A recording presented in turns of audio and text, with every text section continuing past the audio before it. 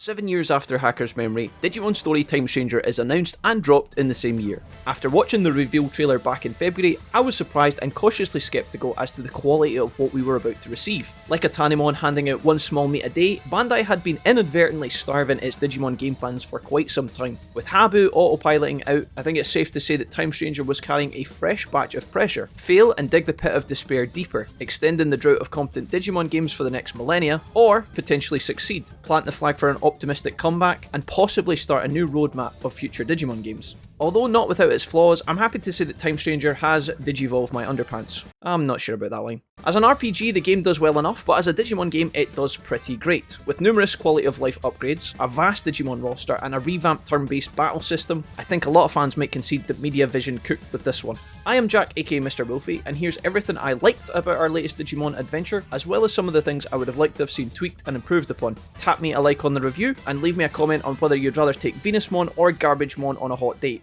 Let's get into it. Starting with some of the pros, the turn-based combat system remains mostly the same as it was in Cyber Sleuth and Hacker's Memory, but with some newly polished features. On Mega Difficulty and below, players can now use items and perform actions on the same turn. This allows for players to build up their combat power and utilise the all-new Agent Cross Arts. These were a nice dynamic, getting the player involved alongside their mons and granting an additional tactical element to the tougher fights. The auto battle and speed up functions are also welcome, with the ×5 speed straight up removing animations from the combat. This was very handy for the grindier segments and for the players preparing for the harder difficulties. Building a Digimon comp is by far my favourite part of the story games, and so having an enhanced roster of over 450 mons to choose from was a great upgrade over the previous games. Almost all of the new Digimon models and animations have been refreshed and look fantastic. Some of the attacks are very similar to prior installments, but this is honestly a small price to pay. The voice lines for special attacks on the larger Digimon are a particularly nice touch, and you can tell there was an insane amount of effort put in here. Having a look at some of the new features, Digimon now have their own innate personalities that can be tweaked based on how you interact with them and what you need them to do. Rather than being a hollow shell that is identical to every other Goblimon, your Goblimon now has his own unique flair. This was a really cool addition that allows players to structure even more depth into their late game comp and tailor a squad that might be slightly different to someone else's. Any kind of mechanic that adds more individuality or creates replayability is a huge W, and I love that they're trying to refine this. Although the system is initially a bit strange to figure out, once you get it, things start to feel a little deeper than they used to, and this is good. This change was also combined with the way in which Digimon now gain permanent max level and additional talent stats. Use a Digimon in your main lineup more often, and said Digimon will become marginally more powerful over time. I love this, as it gives a feeling of minute but meaningful growth over the course of your adventures, and it also incentivizes you to keep your starter for the long haul. Although I personally didn't use the Rideable Digimon function that often, this was another fun feature that I didn't expect to be as clean as it was. With the roster being as stacked as it now is, not all Digimon are rideable, but there are more than a fair selection to choose from, and again, you can tell that some of these have been modelled with a lot of care in mind. This was pretty cool. The field guide is greatly improved in Time Stranger, providing more accessibility and easier tracking of Digivolution progress. Add some of these navigation path mechanics to the Digivolution menu itself, and things would have been perfect. The agent talent system was also a welcome addition too, although I'm not 100% sure this was my favourite Skilltree system ever. Allocating the points along the way felt cool throughout the journey, but meaningful choices felt a little bit absent here. There is a definite flexibility on how players go about spending their talent points, however I'm uncertain how important that these were in the overall scheme of things. Maybe on the harder difficulties specific skills allocation may be more mandatory, otherwise you can spend these relatively carefree. If we ever get another Digimon story in the future, I hope that they keep a similar system, but perhaps develop it a little bit more. A rather big pivot seen in Time Stranger is the ability to level up your entire roster of Digimon together at once, including the ones in the box. This can sometimes be a controversial topic, as the XP share can sometimes mitigate some of the game's challenges. However, despite being a lover of the RPG grind myself, I will admit that this cleaned up a lot of the monotony that comes with raising multiple mons in a single playthrough. I won't speak for you guys, but I personally found this to be quite helpful. In addition, another big change is the ability to access all of your Digimon at any point when out in the field. Although the farm is still a prevalent feature, players no longer have to return to the farm in order to evolve and de-digivolve their mons. Although I was still in and out of the farm constantly, this ease of access was a big win and definitely streamlined the art of roster building. Digivolution mechanics have also been simplified, allowing players to quickly evolve their Digimon without feeling bogged down by complex requirements. I think in general, requirements for Digivolution felt a lot less awkward in Time Stranger compared to Hacker's Memory and Cyber Sleuth. This, coupled with the Digivolution discounts in the Agent skill tree, made for a far smoother experience when leveling up your late game mons. Now, we've already mentioned the ability to speed up the battles, but we also now have the sprint function returning. Those who have played some of the earlier titles without this will know that it's greatly appreciated. On top of your Digimon healing to full when they gain a level, health now regenerates between battles automatically. This is another positive change that mitigates the micromanagement of the heals between fights, which can be a bit of a chore in some RPGs. The only way I would improve this further would be if the regeneration was continuous per second of you waiting. This would reduce the chance of players stop starting and cancelling the heal. Although there is no character creation in Time Stranger, players were granted the option to choose between protagonists, which was more than enough for me. Looking at the environmental design and setting of the game, the variety in biomes is great, with the Digital World standing out to me as a clear home run in terms of world building. We will talk about the diversity and extent of the explorable areas later, but at face value, Iliad is gorgeous. I know I sound like a broken record sometimes, but exploring the wilds of the Digital World will always be peak for me personally, and I really hope we see more of this in the future. The story is pretty solid overall, with a sprinkling of epic moments tossed in. Time travel as a whole can often be a little bit wobbly, due to the whole self-fulfilling tropes that often tend to appear. If you can get behind Denori and Ijumon's rather swift relationship development, then there can be some touching moments here as well. Honestly, my investment in Time Stranger is dedicated to honing my roster of laser beam dinosaurs and demon waifus. However, when I wasn't doing this, the narrative held up well enough to keep me interested, and by the end, I was pretty keen to see how the resolution would play out.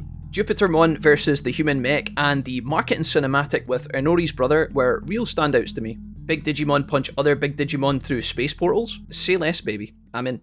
Another great nuance that Time Stranger added was the art of adding hidden secrets and rewards for players to find. This is almost a lost art these days, with a lot of mainline games putting very obvious rewards in front of players at all times. Back in the day, RPGs would often have really obscure secrets that were sometimes borderline impossible to find without assistance. However, when discovered, these rewards themselves felt genuinely awesome and impactful. Having the outer dungeons hidden around the map was such a great touch, and for me, finding these felt genuinely nice. Another example of a subtle reward was the quest involving Pegasusmon and the Digi-Eggs. Although not exactly a secret, talking to the individual Digimon after the quest actually grants the player these Digimon. This was not shoved in your face, it was left for players to discover, and there's a strong possibility that many folks might have missed this. I'm glad that Time Stranger is aware of this, and it gives me hope for future games. Masafumi Takeda, who worked on the original Cyber Sleuth and Danganronpa series, returns once again to produce the soundtrack of Time Stranger. I've seen a lot of people criticising a few of the backing tracks that play in some of the game's menus, but this wasn't really a sentiment I shared too much. Another feature I really liked for this launch was the availability of the pre-release demo, which was a great way for players to get a taste of the game before buying. The ability to transfer saves into the full version was also a great idea, so kudos to the devs for trialling the system and letting folks try before they buy. Finally, pre-launch marketing is not something I would normally include in a game review. However, given the past few Digimon games have almost shadow dropped with minimal announcements or press, this one was a win that I really want to quickly commemorate. Multiple trailers, social media posts, and even music releases was a big step up from last time, and I'm really glad that Digimon was given some of the love that other modern games typically benefit from. Hopefully Bandai has realised that this was a good idea too, as I'm 99% sure that Time Stranger has made them a mint. Now then, these were some of the standout positives from Time Stranger. Now we have to look at some of the drawbacks, or at least address some of the issues that could maybe be adjusted for next time. As always, these critiques come from a place of love, so buckle up, buckaroo. Starting with the obvious, Digivolution info needs to be viewable on the Digifarm. I don't need to over-explain this because I'm pretty sure everybody knows what I'm talking about. Poor Miri was getting whiplash from the amount of times I logged in and out in front of her. I've heard that the devs are thinking about patching this, so if it's fixed in the future, then GG. If not, well, I'm going to have to continue to feel self-conscious about my appalling short-term memory. On the whole, most of the UIs in Time Stranger were excellent, but if we want to get granular on the details, searching for Digimon in your collection could have been improved with better filters and maybe even a search box for typing in. Let's talk about exploration and general gameplay. As mentioned prior, I would have preferred to spend more time in Iliad rather than the real world. I understand the story series has predominantly been set in Tokyo, but I'm not sure why we needed to do this again. We weren't here for very long, so this is honestly minimal, but I think the devs might have felt this a little bit as well. The title sequence appearing 20 hours in is clearly an indicator that it's finally time to get hyped. Despite this, there was obviously a decent amount of time dedicated to crafting all the different parts of Shinjuku, Akihabara, the sewers, and the subway areas, but there isn't really that much content in these areas anyway. It was almost like they built this at first, but then realised what they were doing and they were like, wait a minute. Anyways, we didn't actually spend too much time here, so this isn't that deep. Whilst the digital world looks great, many of the areas feel a bit cramped and slightly linear at times. More areas to explore with more hidden secrets would have added some extra depth, and I would have liked this. As discussed before, building the Digimon team is my favourite thing to do in these games. When I have my team, the next thing I want to then do is take them out into the field, and in order to do this, I need some decently sized areas to test the boys out. What we had was good, I just would have liked a little bit extra at times. A final little peeve regarding exploration is that sometimes the wild Digimon felt a little bit overly aggressive. In games like Next Order, once you get to a certain power level, the random Digimon stop bum rushing you at every opportunity. Time Stranger does actually have this mechanic, but it seems like it's been dialed down a notch. There's nothing quite as surreal as a level 12 Lalamon rage sprinting at your endgame Ultra lineup, but this can kind of get a little bit old quite quickly. I think simply having lower aggression levels on the wild Digimon would have been nice in combination with some of the bigger hitboxes.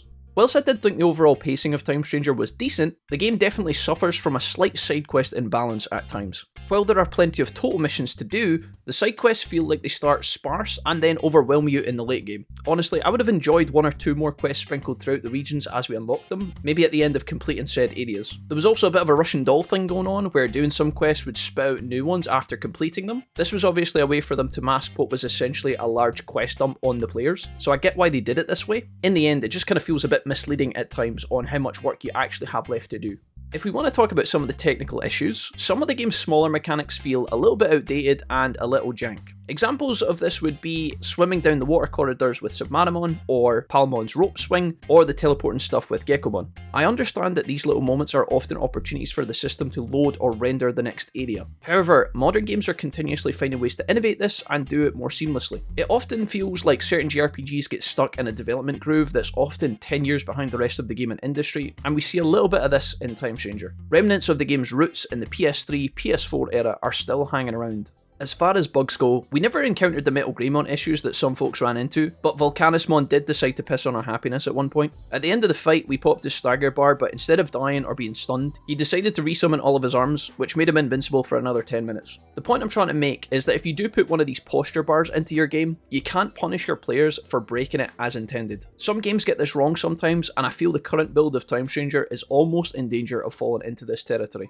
Speaking briefly of the Time Theatre, this hub area starts off as a neat narrative idea, but as the story progresses, it feels a little bit underused. If I was to guess, it feels like they were going for their own version of Persona's Velvet Room, or maybe even the hotel from like Liza P or something like that. Perhaps because of these examples, I was half expecting to get more doors and chambers with potential unlocks later on. This roguelike progression system is something that games have been doing for years, so when I saw this, I actually got quite excited. In reality, it's only Miri and the shopkeeper hanging out here, which kind of felt like a bit of diminished potential. The recruitment segment for the Olympos 12 Digimon was a neat addition to the second half of the game. There was some major gauntlet vibes here with the whole finding shards throughout time, and this definitely activated some dopamine for me. The pacing at which these shards were collected though felt a little off. You unlocked the first few fairly slowly, and then the last few were like bang bang bang. Not a big issue, but it did feel a little baity in terms of how much game time you actually had left to play. The Operator was a source of comedy gold throughout our playthrough. I've seen some people arguing that the whole Dr. Yuki is your adopted dad debacle is intentionally simple by design, i.e. the Operator is a narrative creation from an anime inside the mind of Honori's brother. Whilst I can appreciate this angle, truthfully this still seems a bit mental. Regardless of your take, Dr. Yuki was always bound to become a sensational meme, and for this I am grateful. The card minigame, oh boy. This seemed like an okay addition, but I've seen some people sweating a lot over this. For me, the card game was like a supplementary feature, something you can do to take a break from all the story and the grind. Sure, it felt very silly at times, and the RNG is undoubtedly whack, but I think some people are trying to compare this to like Gwent in The Witcher, or Blitzball, or Triple Triad, or some other form of goated minigame. Yes, we have seen better card systems in other Digimon games like DW3, which was great. Yes, I would have loved a more robust game, and no, I'm not defending this as the best time ever, but I do think people need to recalibrate their expectations slightly. There's a version of Time Stranger that doesn't have any cards at all, and I think this would have been sad. I think out of everything here, this might be one of the most controversial points, so you guys can decide for yourself, and definitely let me know in the comments. Finally, Bandai opted to go down the route of having 3 different price versions of this game, which kinda stinks. Not only this, but a month after launch, there are currently 10 additional packs of extra shit that you can buy after your base $70 spend for the game itself. Once upon a time, some of these additional costumes might have been included in the main game, or maybe as a free DLC as a thank you to the fans. I get that the whole point of the business is to make money, but this seems like a bit of an overstep, and I think that they can do better. Overall, Digimon Story Time Stranger brings a lot of fresh ideas and improvements to the table. Its expanded Digimon roster, solid turn-based combat, and new quality of life changes are clear improvements. Despite a few technical hiccups and some slightly outdated elements, this game exceeded my expectations and delivered a new RPG that a lot of fans can hopefully return to for years to come. The Digimon franchise has been badly in need of a new winner for many years, and I'm hoping that this will mark a turning point for more titles down the line. Bandai, maybe a few more of these? Maybe a new Digimon World title, or maybe some HD remasters? anything would be swell. In the meantime, thank you very much. I've been Jack, aka Mr. Wolfie, aka whatever you and your adopted father want to call me. As well as our Digimon lives on YouTube, we stream almost every day over on Twitch, so feel free to come and visit us anytime you like. Until then folks, have a wonderful day, and I'll see you in the next one.